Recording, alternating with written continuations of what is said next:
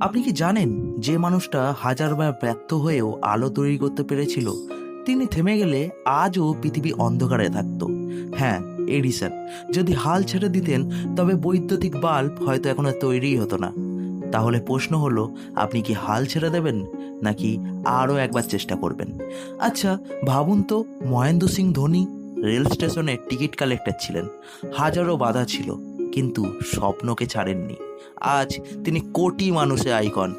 অথবা আপনি যখন ছেলেবেলায় সাইকেল চালাতে শিখছিলেন, কতবার পড়েছিলেন, তবু হাল ছাড়েননি বলেই আজ নির্ভয়ে চালাতে পারেন। জীবনে সাফল্য এই রকম। বীজ মাটির অন্ধকার থেকে গাছ হয়, লোহা আগুনে পুড়ে তলোয়ার হয়, নদী পাথর ভেঙেই এগিয়ে যায়। ব্যর্থতা মানেই শেষ নয়, এটা কেবল নতুনভাবে শুরু করার সংকেত।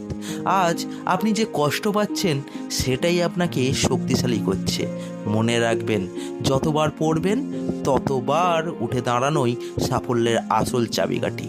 তাই হাল ছাড়বেন না, কারণ একদিন একেবারে অপ্রত্যাশিত মুহূর্তে সাফল্য দরজায় কড়া নাড়বে।